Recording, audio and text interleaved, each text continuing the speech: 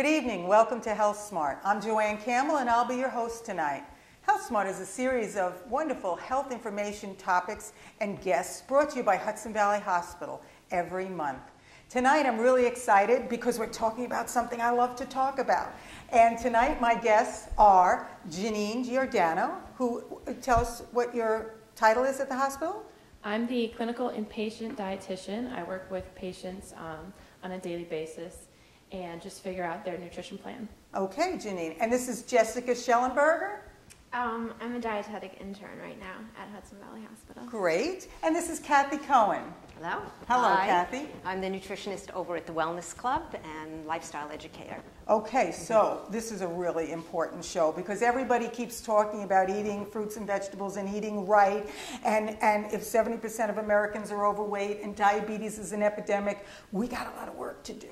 So we thought we'd take this show to talk about a lot of stuff that's out there and kind of help people discern where's the place, where to put the emphasis on changing your diet, because it can't be everything all the time. So tonight I'm delighted to have experts, and let's start with the USDA. We've had the pyramid for years, and the pyramid was kind of simple, stupid there for a while, and then all of a sudden it got more complex and more complex.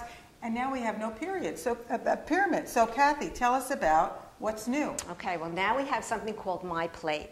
And the reason they changed it is exactly what you said, Joanne. It was very complicated. Not too many people went to the website to check out all the information, even though it was a wealth of information, which does remain at the website.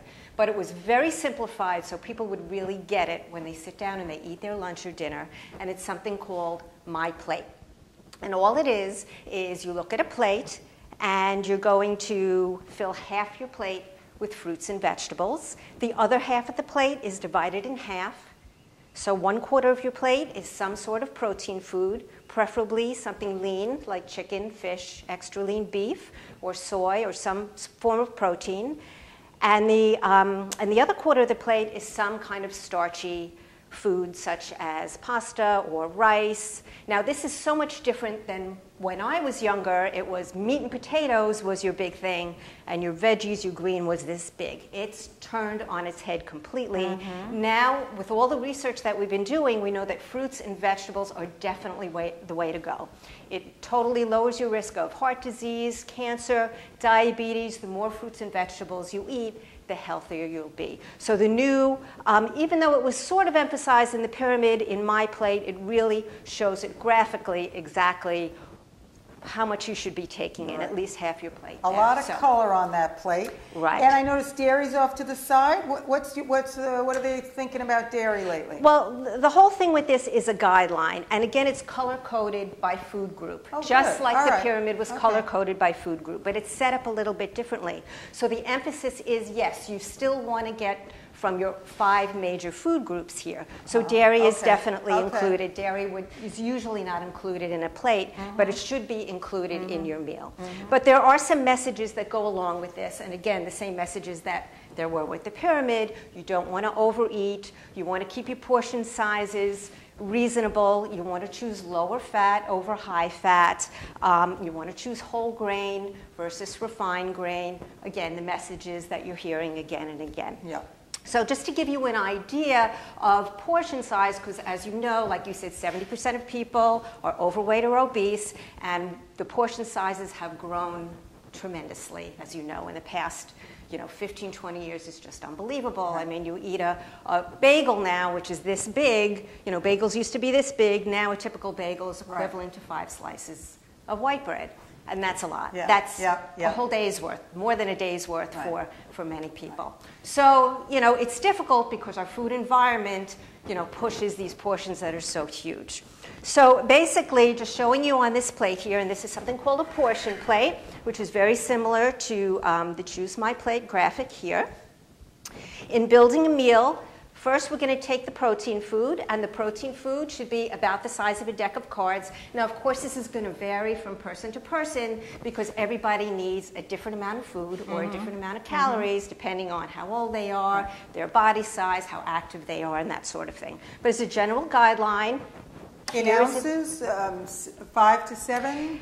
This is about 3 ounces. 3 ounces. This is about 3 ounces. See my trouble. Yeah, right. And again, we're emphasizing the fruits and vegetables. We're de-emphasizing the protein so 3 foods. ounces. Because in this country, again, it's still that meat, potatoes, meat. right, mentality. Most people eat more than double the amount of protein that they necessarily need every day. Very good. Okay? And then you have some kind of grain on the side. And again, this is going to take another quarter of your plate. Here we have some corn here. Okay, and then half your plate, fruits and veggies. If it's dinner, okay, we're going to have 2 servings of veggies. These are each half a cup, but I say you don't necessarily have to limit that at half a cup or a full cup of veggies, especially your non-starchy veggies are very low calorie, very healthy for you. And again, you want to stick to, I mean, all vegetables are wonderful, but your real deep dark ones, dark green, and your colorful fruits and vegetables are your healthiest, because the pigments in there are those plant chemicals that have all those health properties. And don't put cheese on it. Right, that's just it. And the thing is, there's all kinds of ways to sneak more fruits and vegetables into your diet every day. I mean, it doesn't necessarily just have to be a salad. I mean, you can see there's an array of color here, which is just beautiful. But, you know, cooked veggies, raw veggies, frozen can be just as healthy as the fresh ones are. So, and now they make it so easy. You can steam them right in the bag, 1, 2, 3. Again, like you said, you don't want to get the cheese sauce and all the creamy sauces, but plain, and add some of your own seasonings, whatever would make it delicious. So, well, thank you. So that's My Plate. People can go to myplate.gov and take a look at that. And it's really about having a plan and doing the work on your plate. Okay, pretty great advice. Now, Janine and Jessica are going to speak to what I think is also very important, which is label reading. Because the information now, the government has kept mandating, and now we have the information. So tell us some of your guidance that you give people about reading those labels. Well, it's especially important to be able to read the labels, because that's where you're going to get all your nutrition information. That's where you're going to have the amount of calories, the amount of carbohydrates, the amount of fat, and the amount of protein that's in each specific food. It's really important to be able to know how to read these things, because sometimes, take for instance a can of soup. If you're going to eat this whole can of soup, you want to know that this is the nutrition facts label is set up for 2 people. So you have to be able to multiply everything on there to get an accurate reading for what you're actually eating. So the first thing you see on a nutrition facts label is the serving size. So this is going to tell you how much one serving size is. Next, it's going to tell you the servings per container. This is important if you're going to have that whole can of soup, what to multiply it by. Jessica's going to talk a little bit about the individual ingredients on that nutrition facts label. Okay, so the very first value that we have on our nutrition facts label is going to be our calories. And calories are basically a measure of energy. So calories in food is going to be the amount of energy that food is giving us when we eat it. Now, everybody needs a different amount of calories every single day. Some of us need more calories than others, and we can use calories to maintain our weight. So if we're eating more calories than we actually need in a specific day, we're going to wind up gaining weight. If we're eating less calories than we need, we're going to wind up losing weight. And if we eat about the same amount of calories that we need each and every day, we're going to maintain our weight. So calories on the nutrition facts label is important because it helps us with weight maintenance. And this is things that you can discuss with your doctor or dietitian, but it can help people, especially when we have such a large obesity epidemic. So the amount of calories is going to be listed first. And again, that's the amount of calories in one serving of the product. So that's important because if we're eating more than one serving, we're going to get more calories than what's actually listed there. And this, to me, is so important for people to know. That iced tea that says 80 calories has 2.5 servings. 80 and 80, 160 plus some change.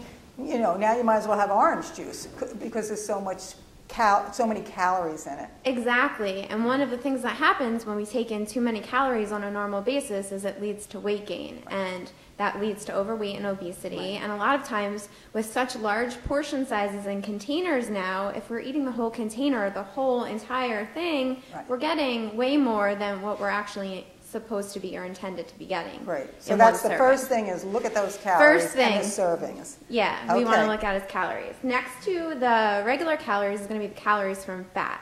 And this is just going to be additional information to tell us how many of these calories in that serving are coming from fat. If we want to look even further into the amount of fat that we're getting, that's the next value underneath the calories. So the first value there is going to be total fat, and that's going to be the total amount of fat in, again, one serving of the product. And that's going to include all types of fat. So our healthy fats and our unhealthy fats are going to be included in that total fat value. Well, fat is not something that we want to avoid entirely. Our bodies need fat each and every day. It's one of the macronutrients. We need fat for a lot of different things in our body. So we don't want to be avoiding fat, but we want to be conscious of the type of fat that we're taking in. So that's why the next values are underneath that total fat. So first we're going to have listed is our saturated fat. Now our saturated fat is going to be one of the fats that we want to limit our intake of. The recommendation is to have less than 10% of our total calories each day coming from saturated fat, because saturated fat is a type of fat that increases our cholesterol, and we want to not do that. It puts us at higher risk for heart disease and different lifestyle chronic diseases, so we want to limit our intake of saturated fat. Underneath the saturated fat is a newly mandated fat that needs to be listed on the product's label, and that's going to be trans fat, which has received a lot of attention in the last few years. It's mandated to be on the label now, and trans fat is even worse than saturated fat. So it's going to not only increase our bad cholesterol, lower our good cholesterol at the same time. And just because a product says 0 grams of trans fat on the label doesn't mean that it has 0 grams of trans fat in there. We're going to talk about a little bit more about that when we talk about the ingredients, because there's a certain thing that you're going to want to look out for, even if it says 0 grams of trans fat, to determine whether there actually might be trans fat in that product. So what are the trans fat words? So trans fat in your ingredient label, we're going to look over it later, but it's going to be partially hydrogenated oils. Okay. So if it says 0 grams of fat per trans fat per serving, again, that means it can still have a little bit, okay. Less than 0.5. Okay. But if it says partially hydrogenated in that ingredient label, that means that there's trans fat in there. That's the trans fat. Okay, great. Yeah. So sometimes underneath those two fats, saturated and trans, which are going to be the ones that we want to limit, are going to be our heart healthier fats, polyunsaturated fat and monounsaturated fat. Now these fats, they actually benefit our cholesterol levels. So these fats are going to be, if you ever look at a peanut butter ingredient list, you're going to see that those numbers are rather high, but those are heart healthier fats. So we don't want to necessarily limit those fats. We want to choose those fats more often than trans and saturated fats. Okay. So underneath our fat is going to be cholesterol. Now cholesterol is something that our body makes, and it's also something that we get in our foods. So cholesterol is something, again, that we want to be conscious of how much we're taking in, because it's also linked to heart disease and those diseases. So for a healthy individual, we want to have less than 300 milligrams of cholesterol a day. And if we're at risk or we already have a heart condition, we want to get less than 200 milligrams a day. So again, going along with the saturated and trans fat, we want to limit our cholesterol as well. Underneath cholesterol is sodium. Now sodium is the big one that people are always looking on the can for, always looking at the ingredient label, because sodium is linked to hypertension, heart disease. Sodium is something that we get a lot of in our diet because we have all these processed foods with ingredient labels on them. If we're choosing fresh foods that maybe don't have the ingredient label on them, those are very low in sodium. But when we're choosing processed foods, we want to look out for the sodium. For a healthy individual, we want to have less than 2,300 milligrams a day, and most people easily get that amount. If we're at risk for hypertension, heart disease, we want to have even less. It's a new number now that 2010 dietary guidelines provided, and that's 1,500 milligrams of sodium a day. And if you start to look at the value of sodium per serving, you'll start to see that you get that number very quickly. Underneath the sodium, we have carbohydrate. Now, carbohydrate, like fat, is another one of our macronutrients. Carbohydrate is our body's main source of energy.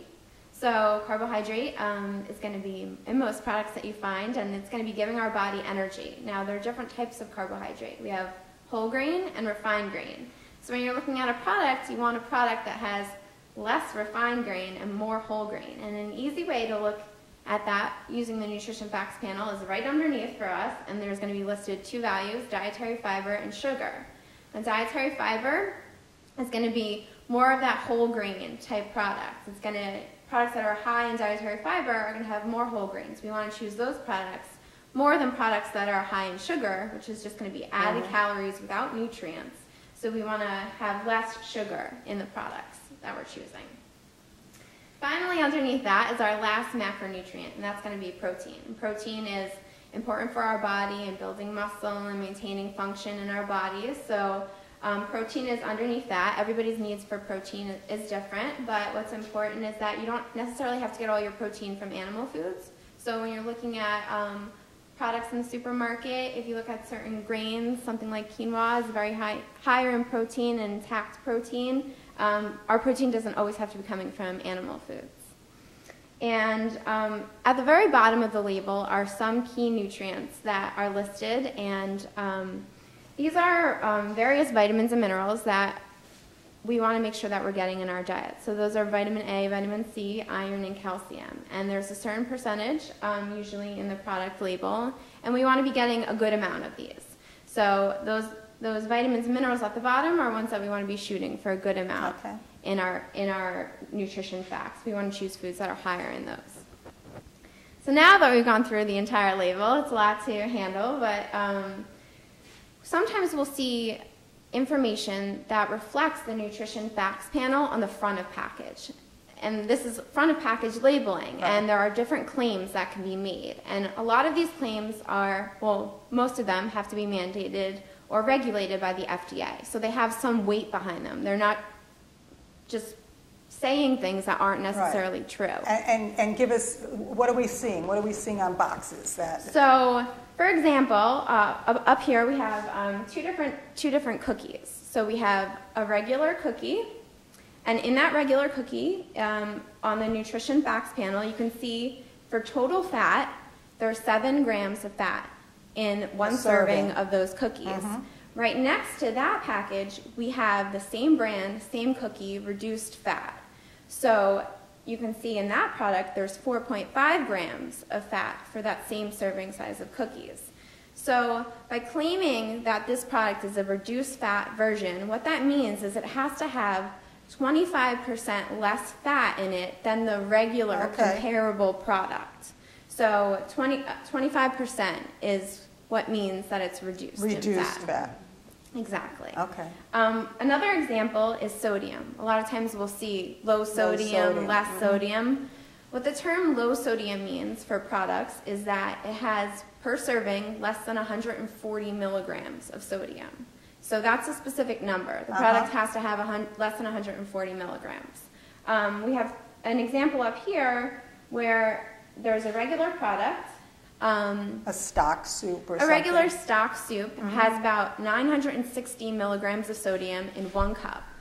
And right next to that, we have the same brand, same product, and actually it says 50% less. So that will translate to actually 50% less sodium in the same product. So if it were to say low sodium, it would have to be 140 milligrams, but just because it's 50% reduced, it only has to be reduced by 50%. But if someone is looking to lower their salt, the answer is in the food shop, right? The answer is on the labels. Exactly, yes. Looking in the front, you obviously want to choose, if you have a product that's 25% less sodium or 50% less sodium, you want to go for the 50%.